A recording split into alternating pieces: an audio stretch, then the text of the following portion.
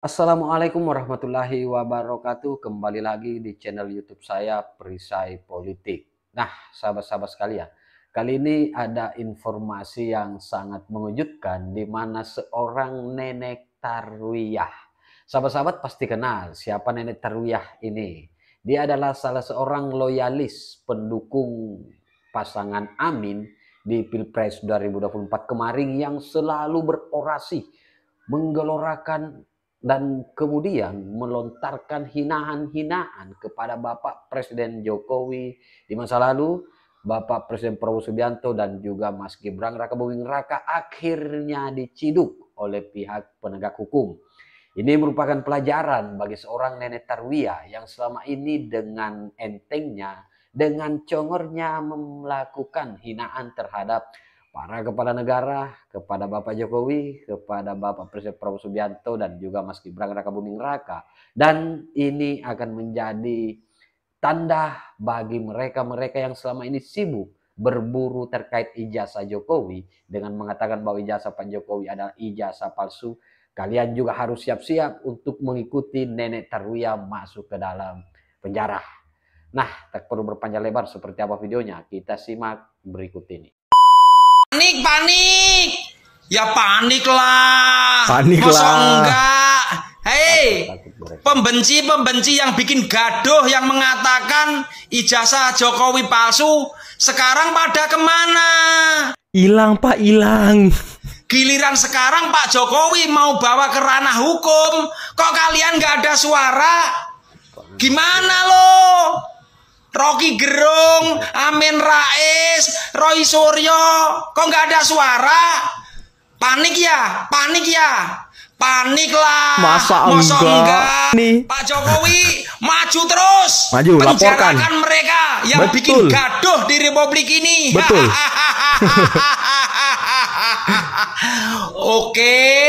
Oke, mantap. Persoalan ijazah Pak Jokowi ini sekarang menurut saya tidak lagi pada soal asli tidak asli. Kalau saya memperhatikan dari kelompok yang terus melakukan menggugat secara tanda kutip, bukan menggugat di pengadilan ya, tentang keaslian ijazah Pak Jokowi ini, saya melihat ada di latar belakangi kemarahan dan dendam terhadap Pak Jokowi. Teman-teman yang menggugat ini membawa misi kemarahan dan dendam. Mungkin karena kelompok ini juga adalah, kalau saya perhatikan orangnya, adalah orang-orang yang selalu ingin menggugat Pak Jokowi soal Ferdinand.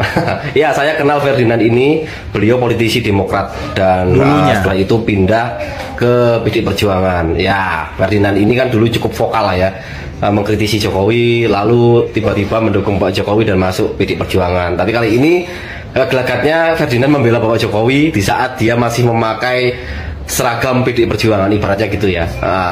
Dia politisi PD Perjuangan saat ini dan dia berani speak up ya, membela Bapak Jokowi, ya siap-siap saja lah ya. Tahu sendiri PDI gimana kan, kalau ada kadernya speak up apalagi membela Jokowi, itu nggak akan lama bakalan dipecat ya. Ya mudah-mudahan aman ya Bang Ferdinand. Tapi saya ucapkan terima kasih atas apa ya, speak upnya yang positif seperti itu dan keberaniannya, itu keren banget. Nah, iya Berita teman-teman. viral, nenek Tarwiyah menghina Presiden Jokowi, Prabowo, Gibran yang sering menghina pejabat yang lainnya ditangkap. Kenapa kita mau bahas nenek Tarwiyah? Karena ini tepat 21 April, harinya Ibu Kartini, emansipasinya wanita. Sehingga kita fokus bahas wanita. Wow. Nenek Tarwiyah ini ditangkap. Kalau kalian sering lihat sejarahnya, Nenek Tarwiyah ini sering orasi atau menjadi pemimpin demo di setiap kesempatan, baik di KPK, di manapun gitu ya. Nanti kalian bisa baca, bisa dengerin juga di YouTube. Jokowi itu apa sih? Jokowi itu apa? Ya itu seperti boneka golek, ditata ke sini, ditata ke sini.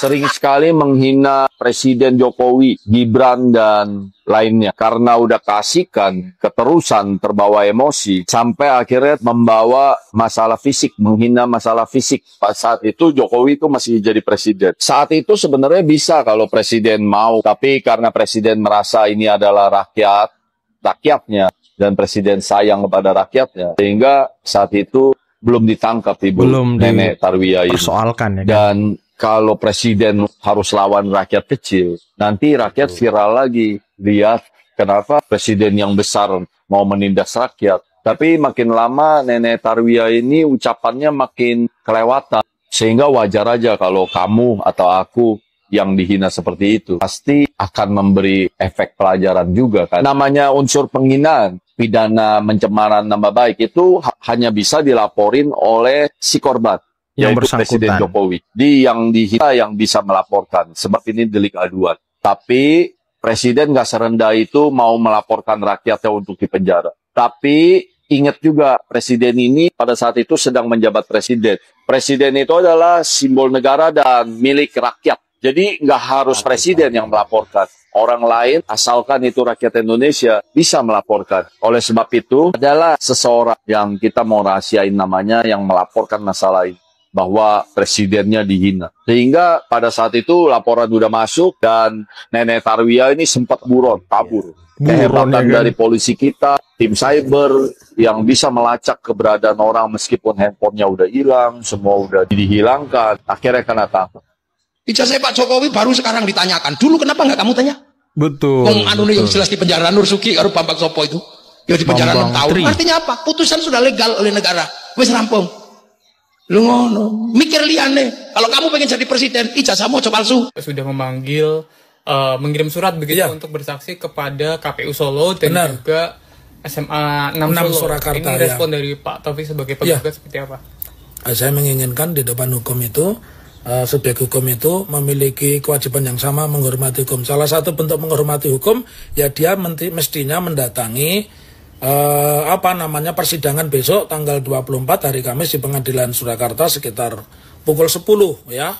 Lantas setiap persidangan ketika para pihaknya lengkap tentu akan ditanya di situ para pihak ini mau terus sidang atau mediasi dulu. Nah, tentu itu kita akan ambil mediasi. Salah satu target mediasi kita ya kalau di dalam pertemuan mediasi itu kita menunjuk mediator, kemudian di situ ditunjukkan fakta-fakta ya berarti kita menganggap bisa saja nanti gugatan itu saya cabut begitu.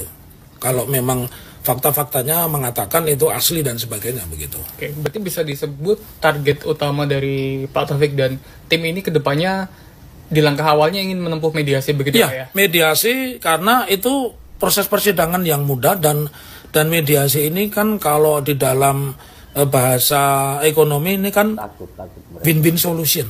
Ya, nggak ada win and lose. Kalau persidangan tetap berlangsung berarti kan ada win dan ada lose. Ada yang dimenangkan, ada yang dikalahkan, yang dikabulkan, ada yang ditolak begitu. Ma'ruf Amin bela Jokowi setelah dituduh penyebab matahari kembar.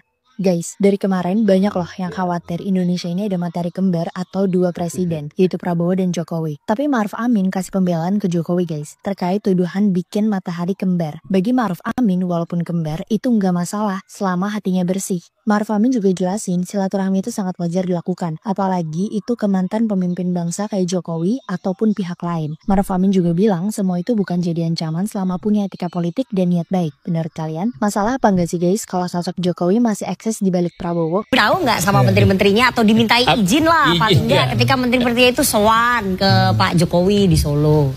Silaturahim itu penting ke siapa saja, baik itu ke Pak Jokowi, kepada Bu Mega, Pak SBY, semuanya. Kan toh beberapa menteri kan tidak hanya sowan dan silaturahim ke Pak Jokowi. Bu Sri Mulyani juga sowan silaturahim ke Ibu Megawati. Kemudian beberapa menteri juga sowan ke Pak SBY. Itu kan pilihan-pilihan silaturahimnya ditandai dengan simbolisasi kedekatan masing-masing. Berarti ini menteri-menteri yang datang ke Solo ini dekat lah ya dengan Pak Jokowi ya. Saya kan nggak sowan ke Pak Jokowi karena Pak Jokowi nggak kenal saya gitu. Jadi kenal lah, masa nggak kenal? Atau ke Pak SBY atau ke Ibu Megawati saya takut ditolak begitu kan. Nah, tahu diri lah ya. Jelas kedekatan itu memunculkan ada komunikasi juga. Makanya kemudian apabila Pak Treng misalnya nyebut beliau mantan bos saya, itu nanti kita yang masih bos saya, itu kan juga ungkapan kedekatan. Jadi hal yang wajar aja. Bahkan Pak Prabowo memang mendorong agar semua anggota kabinetnya itu terbiasa bersilaturahim, minta saran kepada para senior-senior bangsa. Kan itu yang dilakukan oleh Pak Prabowo. Oh, ya. Saya menjenguk Bapak Tri Sutrisno, dan alhamdulillah beliau dalam keadaan yang baik dan stabil, sehat. Dan tadi Kepala RSPAD Dr. Budi juga menyampaikan bahwa beliau sudah sehat dan bisa diperbolehkan juga berjalan. Dan kita berdoa semoga Pak Tri segera bisa diberikan kesembuhan dan bisa pulang ke rumah, bertemu dengan keluarga kembali, dan selalu sehat. Sahabat-sahabat sekalian, akibat dari ditangkapnya Nenek Tarwiyah ini kemudian membungkam omon-omon ataupun narasi fitnah yang sering dilontarkan oleh para barisan pembenci, khususnya Rocky Gerung, Simbah Amin Rais, Roy Suryo, dan juga Rismon Hasiolan, dan ini membuktikan bahwa ke depan mereka juga akan mengikuti Nenek Tarwiyah masuk ke jeruji besi.